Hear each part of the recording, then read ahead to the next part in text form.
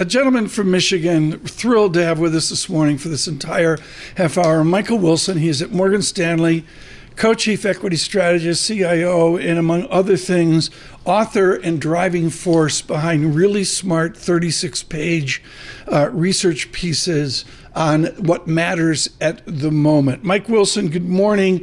You people have done a tour de force on AI and on what's to come. Does Mike Wilson believe in the stock market and believe in AI?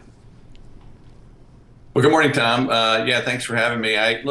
We do believe in AI. We've been probably more front-footed on this theme as a firm over the last year and a half. And the way I would characterize it is that this is probably the next big productivity driver, but it's not going to happen immediately. And we're seeing that manifest itself in the stock market, right? So far, what's really worked from AI has been what we call the enablers, the companies that are allowing this new platform to be developed and built out. And we've seen, obviously, some of the stocks go somewhat stratospheric. And the real opportunity, though, is going to be when this technology diffuses across the economy. And that would be the adopters. And that's very, very early days. Now, there's been some winners in that already, but boy, it's it's kind of hard to find them so far. The other theme that we've been really espousing for the last year and a half, and we were early on this, is this idea of operational efficiency. In fact, many companies adopted that phrase for their own taking because that's what they needed to do. Over the last year, as you know, it's been a very unbalanced economy where you have a very heavy-handed government influence, which is kind of keeping the aggregate statistics strong. And then you have companies that have unique growth opportunities. But then the sort of average company is really struggling still with cost inflation, labor tightness, cost of capital, et cetera. And so efficiency is one way to get around that, right? Keeping your costs down and keeping your margins stable. I'll dovetail that into Ellen Zentner's new productivity, and we're hearing a lot about that on the show. Mike Wilson, I'm not going to mince words. You've been a piñata for people that are like, I want to participate in the market, but I just don't get the exuberance out there. What's the Wilson meter look like right now on market exuberance? And don't narrow it down to the silliness of NVIDIA, but how effervescent, how exuberant is a market I want to be in, but I'm scared stiff? Yeah, I mean, look, there's been some big winners and some big losers. It's been a stock picking environment, quite frankly, really for the last year and a half. And look, we had that major low that was made in October 22, one that we identified as a good opportunity. The one last fall we felt was close, but didn't quite get there. But of course, we had a huge rally. And what's happened, Tom, and I think this is a differentiating feature of our view versus others, is we view the last 4 to 5 month rally as being driven more by very loose financial conditions, extreme liquidity, which is finding its way into the right parts of the market. And the parts of the market that are working are what we call high quality growth stocks. And some of those you've mentioned, and some of those are, but it's not just tech stocks. Some of the industrial space, which are benefiting from some of those heavy-handed government programs, for example. Some of the consumer space is having a bounce back, particularly consumer services. And then, of course, these companies that are being efficient.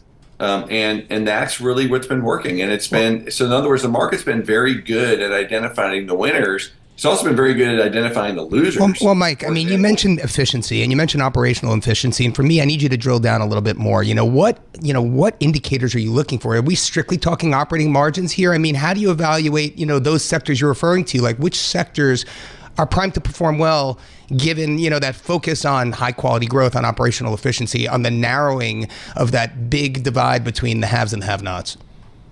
Yeah, it's not really by sector, Damian. It's more by company. It's really company specific. And we've talked about that, meaning within sectors, there are companies that are being more efficient than their competitors. And we're seeing that. So that once again, it is, as you say, the haves and have-nots. So I don't think it's a sector call. It's a company call. It's a very stock specific call. So that's actually a really good environment for active managers who can take advantage of that. So and we're seeing it across multiple industries. It's not just one or two. So then, Mike, is the key identifying those companies that are going to improve their operational efficiency, or selecting those companies that have an advantage over their peers? It's both. And one of those advantages is just sheer size. Having scale, having the ability to kind of manage your cost structure, being efficient with your labor and hiring. And that's a pure scale argument. Then, of course, there are companies who are using various technologies, not just AI, to make their existing businesses more efficient. There are some, what we've discovered is within AI, ironically, the companies that are actually being the most efficient are tech companies. They're the ones who are actually able to reduce labor and headcount, particularly in coding. That's one area where it's been extremely efficient, back office, et cetera. So in many ways, AI is helping to keep the labor market a little bit soft. Well, let's talk about your note from yesterday, multiple expansion, kind of accounting for most of the move we've seen here in equities. But then you cite your colleague Andrew Sheets, and this is what I love. I want to talk about M&A volumes. I want to talk about $35 billion of IG issuance expected this week after 3 weeks straight of $50 billion. Talk to us about which sectors are witnessing M&A activity and why.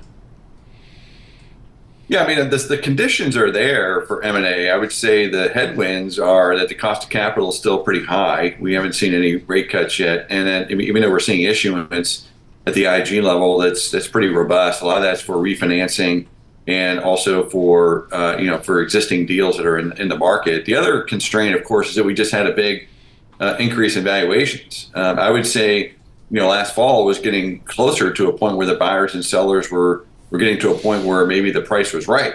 And now, of course, those prices have elevated again, and you have stars in the eyes of some of the sellers. So I think this is going to be, once again, the story for 2025-26 as we kind of settle into whatever the new administration or the existing administration stays in power. I think those are also wild cards for M&A. So the conditions are there. We're not seeing a ton of activity right now. But we're hopeful that will pick up later this year and into 2025. So I just want to recap here. Valuations are relatively rich. Interest rates are relatively high. And yet volumes and activity are picking up. Go figure. I wonder what's going on in the corporate suite. But let's go back to a little bit of what you mentioned before with operational efficiency. So in this environment, in an environment where, cost of capital is relatively high and valuations are rich, what should companies be doing to improve their operating and their profit margins here? Well, obviously, if you have some top line, that solves a lot of problems. So I think a lot of companies are trying to figure out what the next product cycle is. How can they be different than their competitors and drive top line growth? I mean, that solves many of your problems. Look, I think what corporate America is very good at and has been very good at for decades is cost cutting. Okay, we're world class in cost cutting, and I think they've done that. I mean, most companies have cut costs. They have kind of whittle things down to the bone. And what's interesting is in the last 6 months, if you go back to the fall of last year, right, so October, and this is something that doesn't get discussed, and at the end of October, it looked like we were sort of careening towards the wall, right? I mean, stocks were basically making new lows.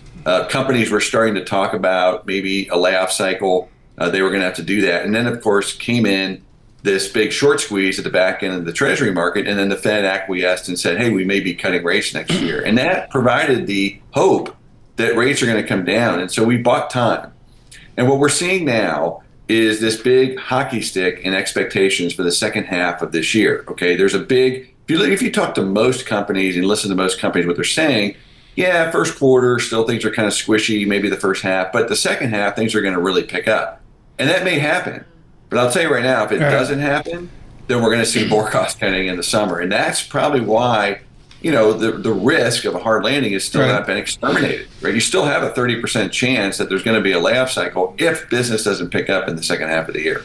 What I want to talk about now, folks, Damian, help me out here. Yeah. Mike Wilson, the vogue now, and Morgan Stanley, I assume, is not doing this, is the 2X Mike Wilson fund, the 3X Mike Wilson fund, the 4X Mike Wilson fund. Mike Wilson on the benefit but the tragedy of leverage. We're at that giddy season. How does this work out, Mike Wilson? How does it play out? Well, I mean, you're talking about the benefit of leverage in investing or in the economy? I would say in investing right now, we're inundated here at Bloomberg Surveillance every day with a 2X, this ETF, 3X, even 4X. All my radar's up, Mike Wilson. Well, that's just the greed versus fear dynamic. I mean, I think, obviously last fall we had a lot of fear priced in, and now we have a lot of greed priced in. So we are seeing speculative activity pick up in a meaningful way. I would say the daily expiration options market is probably your single best example of that.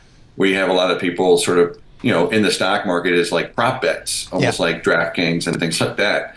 That to me is, signs that exuberance is pretty high. Now, that doesn't have to end in tears, okay? Leverage isn't always bad.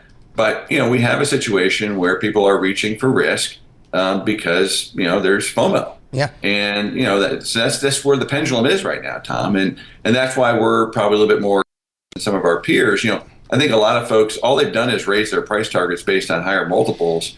And we're not willing to do that because we don't see the condition. We don't see the justification for higher multiples, given that we have basically no earnings growth across the broader economy. A situation is still kind of a difficult operating environment. And so we're going to be very selective. And that's why we think it's, you got to be a stock picker here. You can't just buy the index. Well, I mean, Michael, you're hitting right on the point here. I mean, look, volatility has come off a bit here, but it just doesn't feel that way, right? And I think that goes down to the type of investor you are. I wonder if you could talk to our audience a little bit about, those traders who are in the market who look at volatility on a day-over-day basis, right? Delta hedgers, for example, guys who have to deal with real volatility, and those who are more longer-term, let's call it carry investors. I'm a fixed income guy, by the way. So they're looking at volatility on a month-over-month basis, and from that metric, vol looks, relatively low, right? So talk to us a little bit about those divergent investment, theses, those investors who have to look at, option markets and vol and leverage and assess it for what it is, and it means different things to different people.